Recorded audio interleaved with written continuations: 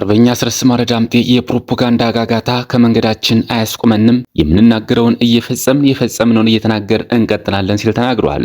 ላስታ ሳምነው ኩር ከ32 በላይ የአገዛዝ ሰራዊትን በመደምሰስ ከ50 በላይ በማቁሰል ታላቅ ድል ተጎናጸፉ። በማህበረሰቡ ላይ ዘረፋ ለመፈጸም ወደ ጎፍጭማ ታዳጊ ከተማ ያቀናውን የብልጽግና ወራሪ ሰራዊት የ14ኛ ክፍለ ጦር ቀስተ ደመና ሻለቃ አባላት በደፈጣ ገርፈው መልሰውታል። ደላንታ ዙሪያ የዙፋን ጠባቂ ሰራዊት ሻለቃ አመራር ጥቃት ሲፈጸምበት በርካታ የፋሽስቱ እግረኛ ሰራዊቶች ደግሞ ሙትና ቁስለኛ ተደርገዋል። ሂዩማን ራይትስ ዎች መንግስት በዶቼ ቬለ የኢትዮጵያ ሁለት ዘጋቢዎች ላይ የጣለውን እገዳ በአስቸኳይ እንዲያነሳ ጠየቀ። እስከ መጨረሻው ድረስ አብራችሁ ተቆዩ። እነዚህና ሌሎች ያልተሰሙ መረጃዎችን በዝርዝር እናስደምጣችኋለን። የሚዲያችን ተደራሽነት እንዲበዛ ቪዲዮ ላይክ፣ ቻናሉ ሰብስክራይብ እና ሼር እንዲሁም ኮሜንት መስጫ ሳጥን ድል ለአማራ ፋኖ የሚል አስተያየት እያስቀመጣችሁ አብራችሁን ሁኑ። እነሆ ወደ መረጃችን ገባን። አርበኛ አስረስ ማረ ዳምጤ የፕሮፓጋንዳ ጋጋታ ከመንገዳችን አያስቆመንም፣ የምንናገረውን እየፈጸምን የፈጸምነውን እየተናገርን እንቀጥላለን ሲል ተናገረ።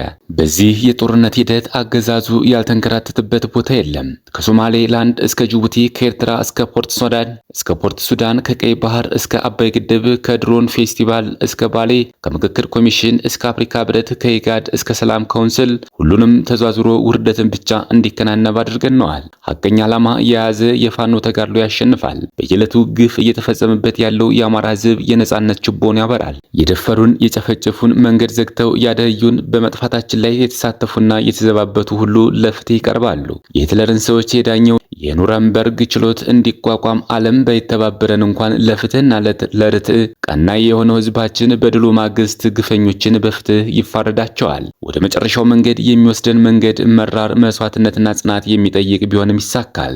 አልመጣም ሲሉት መጣሁን ገና ነፋስ ያዘለው መስሎ ደመና እንዲል ዳኘው አለ።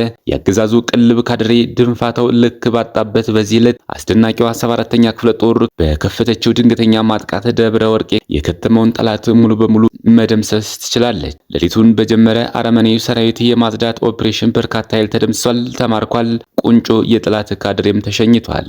በሌላ መረጃ ላስታ ሳምነው ኮር ከ32 በላይ የአገዛዝ ሰራዊት በመደምሰስና ከ50 በላይ በማቁሰል ታላቅ ድል ተጎናጸፉ። የአማራ ፋኖ ብሔራዊ ኃይል ምስራቅ አማራ ቀጠና ሚኒሊክ ዕዝ ላስታ ጀነራል አሳምነው ጽጌ ኮር በድብኮና ግራር አምባ እንዲሁም ዳቦ ከተማ ቀጠናዎች በወሰደው የተጠና የደፈጣ ጥቃት በጠላት ላይ ታላቅ ድል ተቀዳጀ። ታኅሳስ 7 ከንጋቱ 12 ሰዓት ጀምሮ የአገዛዙ ብልጽግና ልሳናት የላሊበላ ከተማ አስተዳደር፣ የላስታ ወረዳና የቡግና ወረዳ የካቢኔ አባላት ከጋሽና ወደ ላሊበላ ከተማ ለማሳለፍ የብርሃኑ ጁላ ሰራዊት ከጋሽና እርፍ እስከ ግራር አምባ ዘርግቶ የነበረ ቢሆንም የኮሩ ነብሮ ተወርዋሪ ኮማንዶና ውባንታ አባተ ክፍለ ጦር ሁለት ሻለቃዎች በድብኮ ቀጠና እንዲሁም በዳቦ ከተማ ቀጠና እሸት ክፍለ ጦር ሁለት ሻለቃዎች ደፈጣ በመጣል ጠላትን አይቀጡ ቅጣት ቀጥተውት ጠላት ሙትና ቁስለኛውን እያንጠባጠበ ሊሄድ ተገዷል። በዚህ የደፈጣ ጥቃት 32 የአገዛዝ ሰራዊት ሲደመሰስ ከ50 በላይ የቆሰለ እንዲሁም ዙ 23ቱን በዲሽቃ ተመቶ ጉዳት የደረሰበት ሲሆን በዚህ የተበሳጨው የአገዛዝ ሰራዊት ዙ 23 በዘፈቀደ በመተኮስ የሶስት ንጹሃን መኖሪያ ቤትና 5 የአርሶ አደር የጤፍ ክምር እስከ 35 ኩንታል ሊወጣ የሚችል እህል ያቃጠለ ሲሆን በአራት ንጹሃን ላይ ከቀላል እስከ ከባድ ጉዳት አድርሷል። ከዚሁ ጋር በተያያዘ ታኅሳስ 6 ለ7 2018 ዓ.ም ሌሊት በአቢሰግ በሙጫ በረት በእርፍ በታሎ ደብር አቅጣጫ እሸት ክፍለ ጦርን እርፋና ገለሶት ላይ አፍናለሁ ብሎ የመጣ ያገዛዙ ሰራዊት እሸት ክፍለ ጦር አንገቱን አስደፍቶ እንደመለሰው መዘገባችን ይታወቃል። በማህበረሰቡ ላይ ዘረፋ ለመፈጸም ወደ ጉፍጫማ ታዳጊ ከተማ ያቀናው የብልጽግና ወራሪ ሰራዊት የ14ኛ ክፍለ ጦር ቀስተ ደመና ሻለቃ አባላት በደፈጣ ገርፈው መልሰውታል።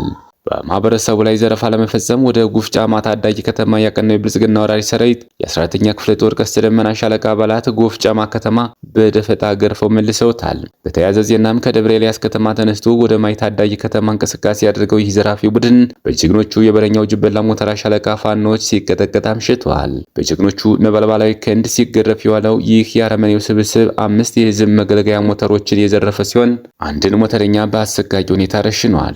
88ኛ ክፍለ ጦር አይበገሬ ክንዱን አቅምሶ ጠላትን መልሷል። በኮሎኔል ምስራቅ የሚመራው የአብይ አህመድ ቅጥረኛ ሰራዊት ከምዕራብ ጎጃም ሽንዲ ከተማ መነሻውን አድርጎ ወደ ህረት ቀበሌ ከሌሊቱ 9 ሰዓት ጀምሮ በዴንዴና በቡራፈር ቀበሌዎች አቅጣጫ ተንቀሳቅሷል። በጠላት ላይ የበላይነት የተቀናጀው ጀግኖቹ አምባ የአፍባ 109ኛ ኮር 89ኛ ክፍለ ጦር ሻለቆች ሻለቃ 5 እና ሻለቃ 4 እንዲሁም የክፍለ ጦሩ ቃኝና መሐንዲስ የሚደንቅ ቅንጅትና ጥምረት በከፈቱት ግንባር ጥሩ አድርገው ጠላትን ደቁሰውታል።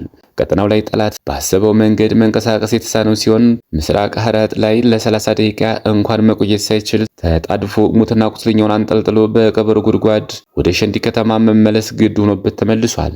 በግዳጁ ጠላት ላይ ከባድ ቁሳዊና ሰብአዊ ጉዳት ማድረስ መቻሉን የክፍለ ጦሩ ወታደራዊ አዛዥ ፋኖ ቻላቸው አያነ ገልጸዋል። በየደረሰበት ንጹሃን መግደል፣ ሀብትና ንብረቱን መዝረፍና ማውደምን እንደ ጦር መሳሪያ እየተጠቀመ ያለው ስርዓቱ አለማየሁ ሞሴ ጉደታ የተባለን የ15 ዓመት ወጣት የተሰጣ በርበሬ እየጠበቀ ባለበት ሁኔታ በጥይት ክፉኛ ቁስለውታል። በተጨማሪም የማህበረሰብ መገልገያ ተቋም የሆነውን የቀበሌ አስተዳደር ጽሕፈት ቤት ያፈራረሰው ሲሆን የአቶ ገበያው አዳነ መኖሪያ ቤቱን ኃላፊነት በጎደለው መልኩ በተወረወረ የሞርተር ቅንቡላ ሙሉ በሙሉ አውድሞታል።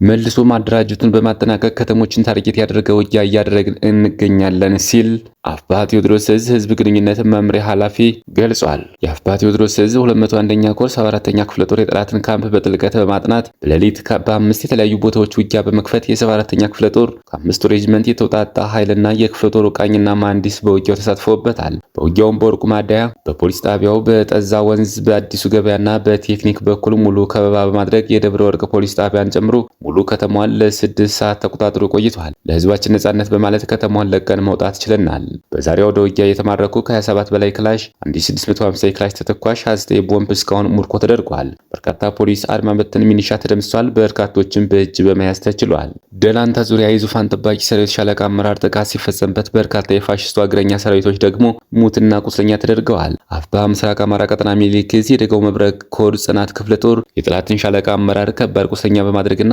ከ3 ጓድ በላይ እግረኛ ሰራዊት ሙትና ቁስለኛ በማድረግ ታላቅ ድል አስመዝግበዋል። እዚያ ላይ በልጅ ኢያሱ ኮር አናብስቶች ሲተዘዘዝ የዋለው የፋሽስቱ ሰራዊት እግሬ አውጪ ብሎ ወደ ደላንታ ወረዳ ሲፈረጠዝ ጽናት ክፍለ ጦር መክት ሻለቃ 3ኛ ሻምበል ባደረጉት የደፈጣ ኦፕሬሽን በርካታ የጠላት ሰራዊት ዶግ አመድ ተደርገዋል። አምባሰል ወረዳ ውስጥ ባትሪ በተባለ ቦታ ላይ በተደረገ ደፈጣ ሻለቃ መሪው ከባድ ቁስለኛ ሲሆን 7 የጠላት ሰራዊቶች ሲደመሰሱ 14ቱ ከባድ ቁስለኛ ሆነዋል።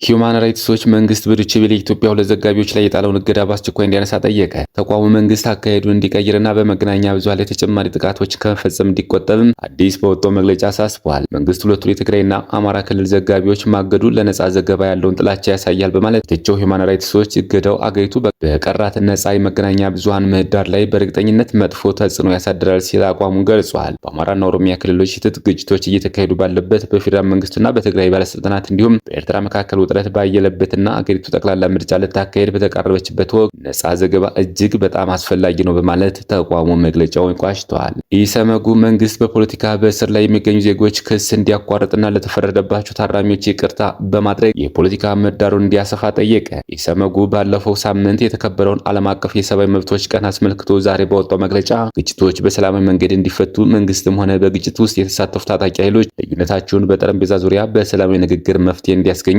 ለተጀመሩ የሰላም ንግግሮች ቅድሚያ ትኩረት እንዲሰጡና ግጭት ባለባቸው አካባቢዎች ለተጎዱ ወገኖችና ረሃብ በተከሰተባቸው አካባቢዎች አስቸኳይ ሰብአዊ ድጋፍ ያለ ገደብ እንዲደርስና ተፈናቃዮች በሰላም ወደ ቀያቸው የሚመለሱበት ሁኔታ እንዲመቻችም ጥሪ አድርጓል። መንግስት በንጹሃን ላይ የሚፈጸሙ ጥቃቶች በማስቆም ጥፋተኞችን ለህግ እንዲያቀርብና የህግና የፖሊሲ ማሻሻያዎችን በማድረግ ኢትዮጵያ ያልፈረመቻቸውን ዓለም አቀፍ የሰብአዊ መብት ሰነዶች እንዲያጸድቅም ተቋሙ ጠይቋል። ክቡራትና ክቡራን የቻናላችን ቤተሰቦች ለሰዓቱ ያዘጋጅናቸው መረጃዎች እነዚህ ይመስሉ ነበር። በሌላ የመረጃ ሰዓታችን እስክንገናኝ ድረስ የዩቲዩብ ቻናላችን ሰብስክራይብ፣ ሼር እንደዚሁም ላይክ ያርጋችሁ ጠብቁን።